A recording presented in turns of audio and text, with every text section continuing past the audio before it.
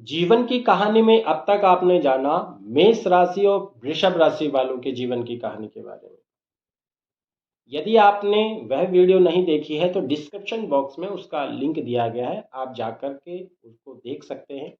आज हम जानने वाले हैं मिथुन राशि वालों के जीवन की कहानी के बारे में जानने वाले हैं, पर उस सबसे पूर्व आपसे निवेदन है कि मेरी इस वीडियो को अधिक से अधिक लाइक करिए, सब्सक्राइब करिए, शेयर करिएगा और हाँ, घंटे का बटन जरूर दबा दीजिएगा जिससे कि अग्रिम वीडियो की नोटिफिकेशन आपको प्राप्त हो सके। जिस तरीके का सहयोग आपने अभी तक मुझको दिया है, आशा है उसी तरीके का सहयोग आप भविष्य में भी मुझे देते रहेंगे। अभी तक के सहयोग के लिए आप लोगों का कोटिशाह धन्यवाद। आइए जानते हैं मिथुन राशि वालों के जीवन के बारे में।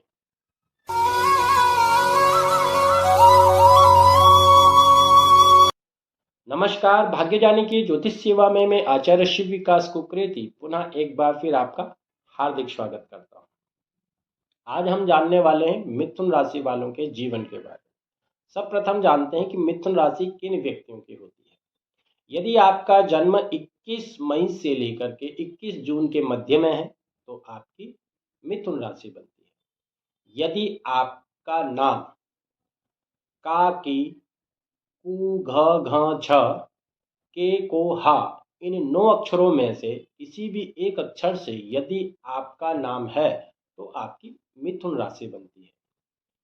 यदि आपकी जन्म कुंडली में चंद्रमा द्वितीय तीसरे अंक में विद्यमान है, 3 के अंक में विद्यमान है, तो आपकी मिथुन राशि बनती है। मिथुन राशि वाले जातक किस तरीके के होते हैं या मिथुन लग्न के जातक किस तरीके के होते हैं? शास्त्र कहता है मिथुनोदय संजाता मानी स्वजन वल्लभा त्यागी भोगी धनी कामी दीर्घ सूत्र अरिमर्दन। मिथुन लग्न के जातक जो होते हैं वो बहुत मानी होते हैं, यानी समाज में बहुत मान पद प्रतिष्ठा को प्राप्त करते हैं। किस कारण से? अपने कुशल व्यवहार के कारण, क्योंकि इनका व्यवहार बड़ा नर्म होता है, इनकी वाणी बड़ी अच्छी होती है, ये कभी भी घमंड वाली बात नहीं करते, जिससे भी बात करते हैं बड़े प्रेम से बात करते हैं, बड़ी शीतलता से बात करते हैं और ध्यान से उसकी बात को सुनते भी हैं, अगले की बात को तवज्जो भी देते हैं। कहते हैं ना, ऐसी वाणी बोलिए मन का आपा खोए, औरों को शीतल लगे आपहु शीतल हो।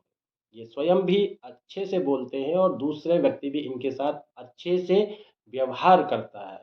इस कारण से समाज में मान पद प्रतिष्ठा को ये प्राप्त करते हैं। स्वजन वल्लभा, ये अपने भाई बहनों के बहुत हितैषी होते हैं, अपने मित्र बंधुओं से ये बड़ा प्यार पाते हैं, घर परिवार वालों के बड़े प्रेमी होते हैं। रिश्तेदारियों मित्रों में घूमना फिरना रहना इनको ज़्यादा पसंद होता है। धनी कामी, धनवान भी होते हैं, थोड़ा सा कामुक भी होते हैं, क्योंकि ये द्विस्वभाव राशि है। द्विस्वभाव का मतलब आपने मिथुन राशि का सिंबल देखा होगा, उसमें स्त्री भी एक है और पुरुष भी एक है, दोनों ही है। यानी द्विस्वभाव होने के कारण पुरुष संज्ञक अगर पुरुष व्यक्ति है, उसकी मिथुन राशि है, तो उसके अंदर स्त्रीत्व वाले नर्मता वाले गुण भी होते हैं, और अगर स्त्री है तो उसके साथ पुरुषत्व वाले गुण भी, प्रधानता भी उनके अंदर होती है।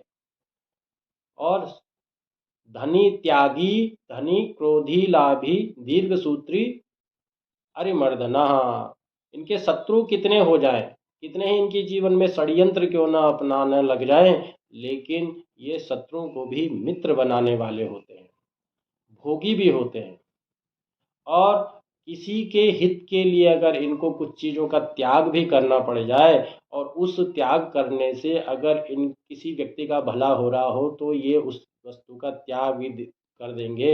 ये बिना किसी पर बहुत जल्दी ये किसी पे भी बिलीव कर लेते हैं। अगर कोई इनसे धन भी मांग ले तो ये धन दे देंगे, और उसने धन वापस नहीं भी दिया तो उससे मांगने की हिम्मत भी इनकी नहीं होती है।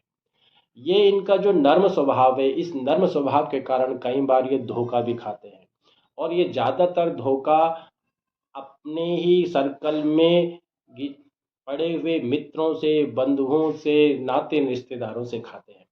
क्योंकि इनके जीवन में वैसे संघर्ष बचपन में ही चला आता है, क्योंकि बचपन में इनकी जो आर्थिक स्थिति होती है, इनके माता पिता की इतनी अच्छी नहीं हो पाती है, जिस कारण से ये एक अच्छी शिक्षा प्राप्त कर सके। लेकिन भाई बहनों की मेहनत के कारण ये उच्च शिक्षा को प्राप्त करते हैं, क्योंकि ऐसे व्यक्तियों के कम से कम 3 भाई बहन या उससे अधिक तो होते ही होते हैं। और उन भाई बहनों के प्रेम के कारण ही ये जीवन भर, मेरे भाइयों ने या बहनों ने मेरे लिए या मेरे सगे संबंधी मित्रों ने मेरे लिए जो करा, अगर छोटी सी भी कुछ उन्होंने सहायता बचपन में कर दी हो, तो इसे जीवन भर वो याद रखते हैं और उस एहसान को चुकाते रहते हैं।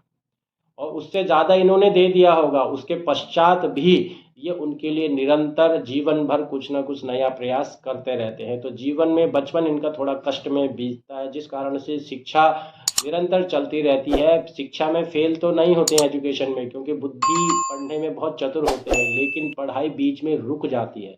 इस कारण से अपनी पढ़ाई को दोबारा स्टार्ट अगर करना चाहते हैं तो फिर अपने स्वयं के बलबूते पे करते हैं, और तब जा कर के कहीं देवीय कृपा किसी किसी के ऊपर हो जाती है।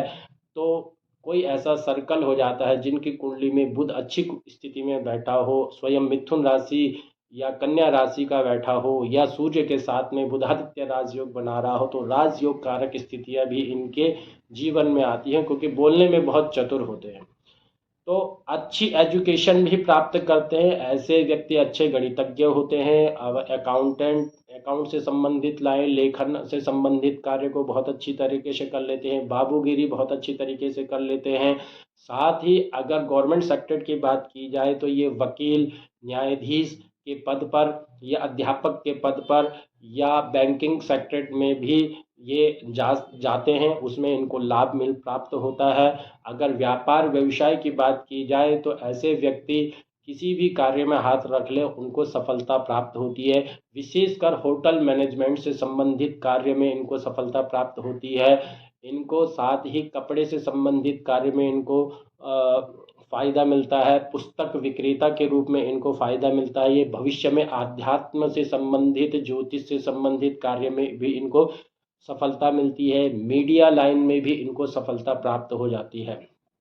इनके लिए जो इनके विशेष रूप से इनको खोज या अन्वेषण करने की भी बहुत अच्छी आदत होती है, और कुछ ना कुछ जीवन में नया सीखने की आदत होती है।